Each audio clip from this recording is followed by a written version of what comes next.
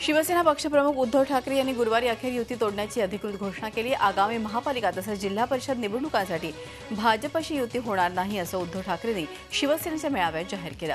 50 वर्षांच्या वाटचालीत शिवसेनेची 25 वर्ष युतीमध्ये सडली, पण यापुढे युतीसाठी कुणाच्याही दारासमोर कटोरा घेऊन भीक मागणार नाही। शिवसेना एकट्यानं महाराष्ट्रावर भगवा फडकवेल असा निर्धार त्यांनी यावेळी केला। शिवसेनेच्या नव्या वाटचालीची घोषणा करताना शिवसैनिकांना बंडखोरी न करण्याचं आवाहनही त्यांनी केलं। आता याच्या पुढे भविष्यामध्ये शिवसेना एकटी महाराष्ट्रावरती भगवा फडकवेल। आता याच्या पुढे मी युतीसाठी कोणाही दारामध्ये कटोरा घेऊन जाणार नाही।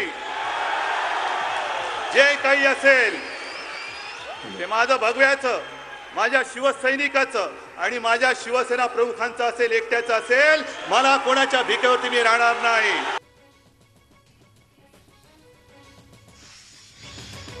शिवसेना पक्षप्रमुख उद्धव ठाकरेंनी युती तुटल्याची घोषणा केल्यानंतर भाजपचे नेतेही महापालिका निवडणुकीसाठी सज्ज झालेत। भाजपची स्वबळावर लढण्याची तयारी असून मुंबई महापालिकेत भाजपची सत्ता येणारच असा निर्धार भाजपच्या नेत्यांनी केला आहे। शिवसेना आमच्या सोबत यावं अशी आमची इच्छा होती, परंतु सोबत असाल तर तुमच्यासह, तुम्ही नसाल तर तुमच्याशिवाय मुंबई महापालिका, राज्यातल्या महापालिका आणि जिल्हा परिषद पंचायत समितीवर भारतीय जनता पार्टीचा ध्वज फडकेल यामध्ये आमच्या मनामध्ये कुठल्याही प्रकारची शंका नाही। मुंबई महापालिकेत आम्हाला पारदर्शकता हवी आहे। खड्डे मुक्त कोणी खूप एवढे दुःखी आणि व्यथित होत असेल तर मी काही करू शकत नाही। देवेंद्र फडणवीसच्या नेतृत्वाखाली मुंबई महापालिकेत आम्ही पारदर्शकता आणणार, खड्डे मुक्त, भ्रष्टाचार मुक्त मुंबई महापालिका बनवणार। युती तुटल्याचं अतीव दुःख होत असल्याची प्रतिक्रिया राष्ट्रवादी काँग्रेसचे अध्यक्ष शरद पवार यांनी दिली आहे। तसंच राज्य सरकारला पाठिंबा देण्याबाबतही पवारांनी खोचक प्रतिक्रिया व्यक्त केली आहे। एकत्र काम करणारे आज वेगळे झाले त्याबद्दल मला अतीव दुःख होते। राज्यातला पाठिंबा त्यांनी काढला तर तुमच्या पक्षाची काय भूमिका असेल? काढला तर जर त्याला मी उत्तर देत नसते, त्यांनी कुठलाही निर्णय घ्यावा आणि मग चर्चेला यावं, त्यावेळी विचार। सेना आणि भाजप या दोघांनाही एकत्र लढायचं नव्हतं। दोन्ही पक्षातील कार्यकर्त्यांना झुलवत ठेवण्याचं काम नेत्यांनी केल्याचा टोला काँग्रेस नेते नारायण राणे यांनी हाणलाय। 25 वर्षात विकास केला नाही, भ्रष्टाचार केला आणि आता युती तुटते। लोकांना बरं वाटलं असेल आणि लोक त्यामुळेच या निवडणुकीत शिवसेना बीजेपीपेक्षा काँग्रेसला पसंत करतील आणि काँग्रेसची आता सत्ता देतील असं मला विश्वास वाटतो। विरारमध्ये शिवसेना मनसेच्या पदाधिकाऱ्यांनी फटाके वाजवून युती तुटल्याचा आनंद साजरा केला। विरार मनवेलपाडा तलावासमोर महाराष्ट्र नवनिर्माण, शेवगाव ते दिल्ली पदयात्रा, सेना आणि शिवसेनेच्या पदाधिकाऱ्यांनी दोन्ही पक्षांचे झेंडे फडकावत फटाक्याची आतषबाजी करत आपला आनंद साजरा केला। या निमित्तानं विभागलेले दोन भाऊ पुन्हा एकत्र यावेत आणि मुंबई महापालिकेवर भगवा फडकावा अशी अपेक्षाही यावेळी कार्यकर्त्यांनी व्यक्त केली। शिवसेना पक्षप्रमुख उद्धव ठाकरे यांनी मुंबई येथे एकला चलोरेचा नारा दिल्यानंतर ठाण्यातील भाजपच्या कार्यकर्त्यांनी त्याचं स्वागत केलंय। आता ठाणे महानगरपालिकेत भाजपची ताकद दिसून येईल असं सांगत एकमेकांना पेढे भरवून जल्लोष केला। ठाण्यातील इंदिरानगर येथे कार्यकर्त्यांनी भाजपच्या नावानं घोषणाबाजी करत फटाके फोडून जल्लोष केला। ठाणे महानगरपालिकेत होणारी गळचेपी कमी होईल असं यावेळी ठाण्यातील भाजपच्या कार्यकर्त्यांनी सांगितलं।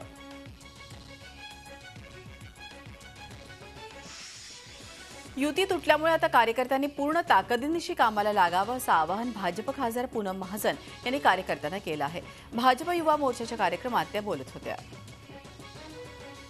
प्रत्येकाची नजर उत्तर प्रदेशच्या निवडणुकीच्या नंतर मुंबईच्या निवडणुकीकडे आपल्या सगळ्यांना माहिती आणि त्याचं कारणही आपल्याला माहिती। युती तुटली नाही तुटली, कुठे झाली, काय झाली हे आपल्यासाठी महत्त्वाचं नाहीये। महत्त्वाचं आहे भारतीय जनता पार्टीचा कार्यकर्ता ही निवडणूक ठोकून निवडून येणार आहे की नाही, यासाठी तयार आहे की नाही हे मला शिवसेनेत पक्षप्रमुखांचा शब्द अंतिम असतो. त्यांनी जो आदेश दिला त्या निर्णयाचे शिवसैनिक म्हणून पालन केलं जाईल. आधी शिवसैनिक नंतर मंत्री असं म्हणत एकनाथ शिंदेंनी उद्धव ठाकरेंच्या निर्णयाचं समर्थन केलं आहे. शिवसेनेमध्ये शिवसेना पक्षप्रमुखांचा शब्द अंतिम असतो. त्यामुळे त्यांनी जो निर्णय घेतला आहे त्या आदेशाचं निर्णयाचं पालन करायचं काम शिवसैनिक म्हणून मी निश्चितपणे करणार. मी आधी शिवसैनिक आहे आणि नंतर मंत्री आहे. त्यामुळे शिवसेना पक्षप्रमुखांच्या आदेशापुढे मंत्रीपद मला मोठं नाही.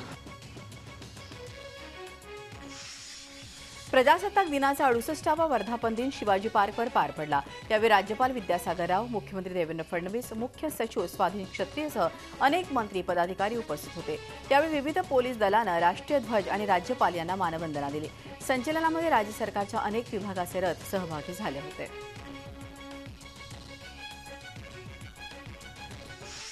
प्रजासत्ताक दिनानिमित्त भारतीय जनता युवा मोर्चा आणि पीपल फाउंडेशनच्या वतीनं नागपूरमध्ये 500 फूट लांब तिरंगा रॅली काढण्यात आली. 10 फूट रुंद आणि 500 फूट लांब असलेला तिरंगा हातात घेत ही पदयात्रा सुरू झाली. शालेय विद्यार्थी आणि भाजप युवा मोर्चाच्या कार्यकर्त्यांचा या पदयात्रेमध्ये समावेश होता. रामनगर चौकातून निघालेल्या या पदयात्रेचा समारोप फुटाळा चौपाटीवर झाला.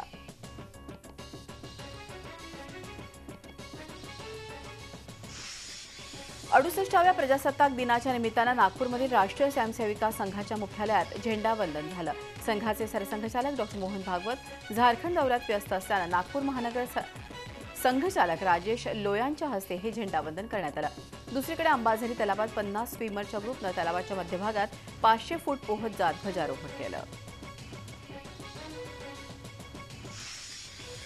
भारतीय प्रजासत्ताक दिनानिमित्त नाशिकच्या पोलीस कवायत मैदानात राष्ट्रध्वजाला वंदन आणि संचलन समारंभ उत्साहात पार पडला. पालकमंत्री गिरीश महाजन यांच्या हस्ते मुख्य शासकीय इमारतीमध्ये ध्वजारोहण करण्यात आलं. यावेळी आयोजित करण्यात आलेल्या शानदार संचलनाद्वारे राष्ट्रध्वजाला मानवंदना देण्यात आली. संचलनामध्ये शासकीय कार्यालय, ग्रामीण आणि शहर पोलिसांच्या विविध विभागांनी सहभाग घेतला. प्रजासत्ताक दिनाचं औचित्य साधत भारतीय जवानांना पाठिंबा व्यक्त करण्यासाठी आणि महिला सक्षमीकरणाचा संदेश देण्यासाठी पिंपरी चिंचवडकरांनी बाईक रॅलीचं आयोजन केलं.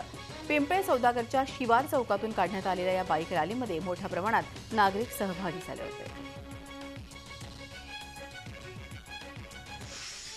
प्रजासत्ताक दिनाचा उत्साह सर्वत्र दिसत असताना पिंपरीमध्ये यशदा रियालिटी ग्रुपच्या वतीनं सामाजिक भान राखण्यात आलं. देहूतल्या संत तुकाराम विद्यालयातल्या तब्बल 40 विद्यार्थ्यांचा शैक्षणिक खर्च त्यांनी उचलला.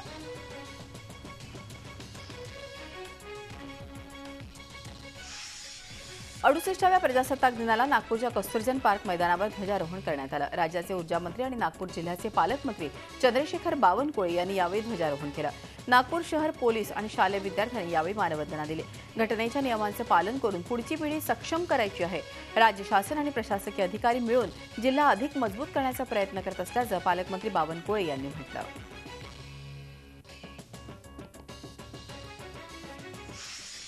प्रजासत्ताक दिनानिमित्त रत्नागिरीचे पालकमंत्री रवींद्र वायकर यांच्या हस्ते ध्वजारोहण करण्यात आलं. रत्नागिरीतल्या शिवाजी स्टेडियम इथं हा कार्यक्रम झाला. ध्वजारोहणानंतर देखणं असं पोलीस दलाच्या माध्यमातून संचलन करण्यात आलं. एनसीसी, महिला पोलीस, होमगार्ड, शाळेतील विद्यार्थी यांच्या माध्यमातून संचलन करण्यात आलं. संचलनानंतर विविध सांस्कृतिक कार्यक्रम सादर करण्यात आले.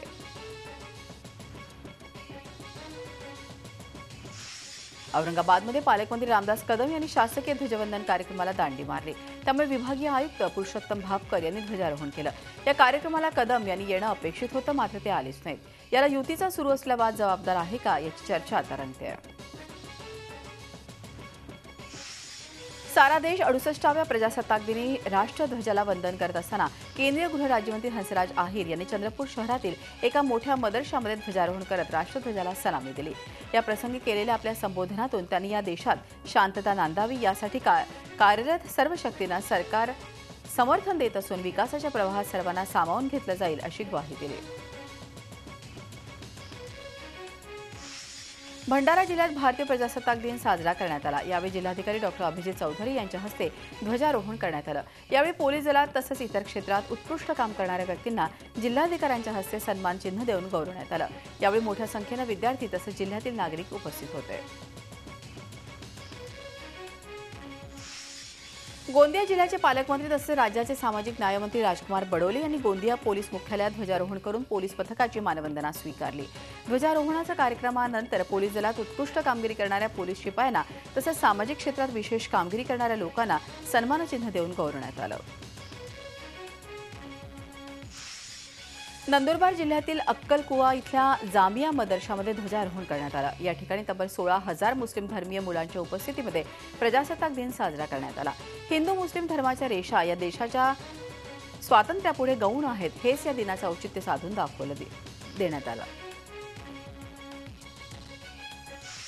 कोल्हापुरात पालकमंत्री चंद्रकांतदादा पाटील यांच्या हस्ते शाहू स्टेडियमवर ध्वजारोहण सोहळा पार पडला। यावेळी जिल्ह्यातील मान्यवर नेते उपस्थित होते। शाहू स्टेडियमवर पोलीस दल, शालेय विद्यार्थी, एनसीसी कॅडेट यांचं शानदार संचलन पार पडलं। संचलनानंतर चिमुकल्यांनी सांस्कृतिक कार्यक्रम सादर केला। यावेळी बोलताना चंद्रकांतदादा पाटील यांनी जात धर्म विसरून काम केलं पाहिजे, तरच भारताचं नाव जगात आणखीन उंचावेल असं मत व्यक्त केलं। जळगाव जिल्हा पोलीस परेड ग्राउंडवर कृषी राज्यमंत्री सदाभाऊ खोत यांनी प्रजासत्ताक दिनानिमित्त तिरंग्याला मानवंदना दिली। यावेळी जळगाव पोलिसांनी संचलन करत सर्वांचे लक्ष वेधून घेतलं। तसंच विविध शाळा महाविद्यालयातील विद्यार्थ्यांनी सांस्कृतिक कार्यक्रम सादर केले। जळगाव जिल्ह्यात ध्वजवंदनाचा मान मिळाल्यानं आपण स्वतःला भाग्यवान समजतो अशी प्रतिक्रिया कृषी राज्यमंत्री सदाभाऊ खोत यांनी दिली। बुलढाणा इथे राज्याचे कृषी मंत्री तथा पालकमंत्री पांडुरंग फुंडकर यांच्या हस्ते ध्वजारोहण करण्यात आलं।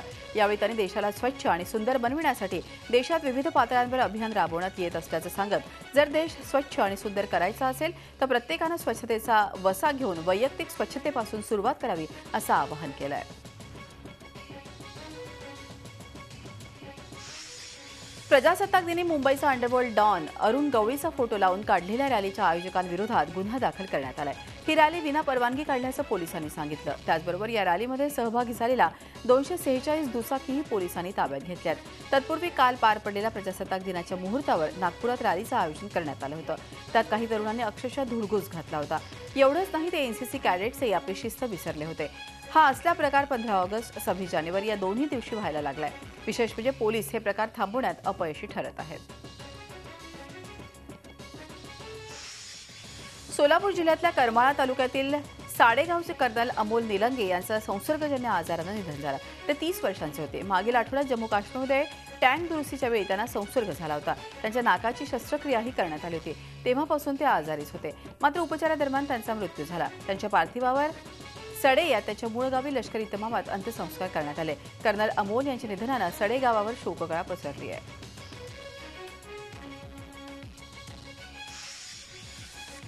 प्रजासत्ताक दिनाचं औचित्य साधून अंबरनाथमधील डॉ. राहुल चौधरी आणि 20 संस्थांनी एकत्र येऊन अवयवदान महोत्सवाचं आयोजन केलं होतं। या महोत्सवात तरुण, तरुणी, महिला आणि अगदी 80 वर्षांच्या वृद्धांनी अवयवदान तर काहींनी देहदान करण्याचा निर्णय घेत अर्ज भरला।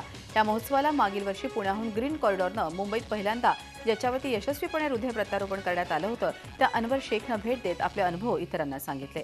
जवळजवळ 200 नागरिकांनी यावेळी देहदान आणि अवयवदानाचा संकल्प केला।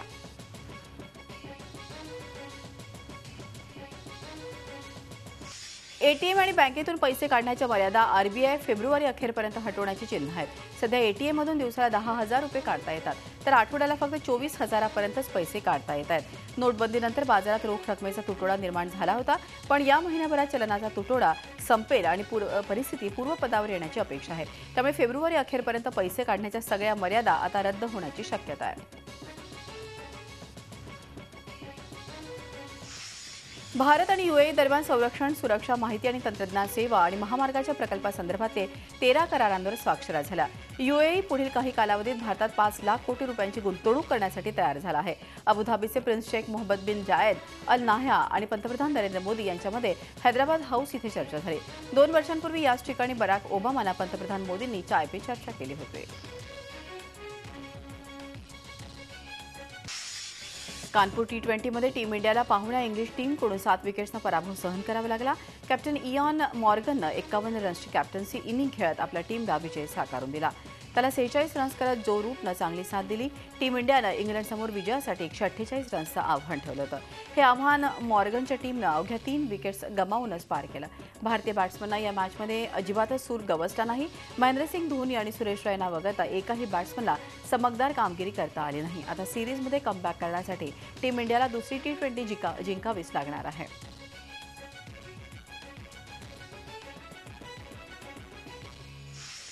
स्वित्झर्लंडचा रॉजर फेडरर 18वा ग्रँड स्लॅम जिंकण्यापासून आता केवळ एक पाऊल दूर आहे. सेमीफायनलमध्ये फेडेक्सनं त्याच्याच देशाच्या स्टानिस्लास वावरिंकावर मात करत फायनलमध्ये प्रवेश केला.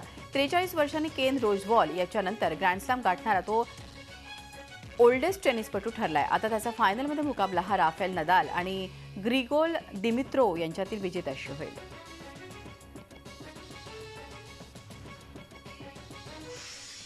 द्वितीय मानांकित सेरेना विल्यम्सही 23वा ग्रँड स्लॅम जिंकण्यासाठी आता सज्ज झाली आहे. तिनं सेमीफायनलच्या मुकाबल्यामध्ये क्रोएशियाच्या बिगर मानांकित मिर्झाना ल्युसिक बारोनीचा 6-2, 6-1 अशा सरळमध्ये धुव्वा उडवला. आता सेरेनाला फायनलमध्ये तिच्याच बहिणीचं अर्थात व्हीनसचं आव्हान मोडीत काढावं लागेल.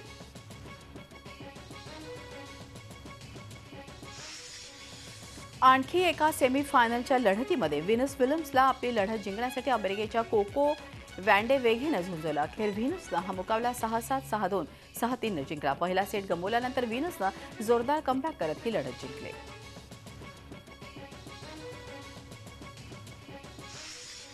भारताच्या लिएंडर पेसचं मिक्स डबल्समध्ये आव्हान क्वार्टर फायनलमध्ये संपुष्टात आलंय. पेस हिंगीस जोडीला ऑस्ट्रेलियन डुओ समांथा स्टोसूर आणि सॅम ग्रोथ जोडीनं 6-3, 6-2 पराभवाचा धक्का दिला.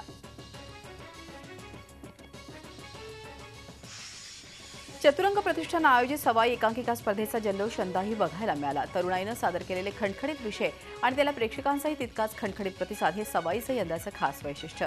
रवींद्र नाट्य मंदिरात प्रेक्षकांच्या हाऊसफुल प्रतिसादात रात्री 9 ते सकाळी 6 पर्यंत हा नाट्य जागर रंगला. यामध्ये औरंगाबादच्या नाट्यवाडा ग्रुपच्या पाझर या एकांकिकेनं बाजी मारत प्रथम क्रमांक पटकावला, तर बदलापूरच्या इन सर्च ऑफ या एकांकिकेनं द्वितीय क्रमांक पटकावला. अनेक सेलिब्रिटी कलाकारांनीही यावेळी आवर्जून हजेरी लावली.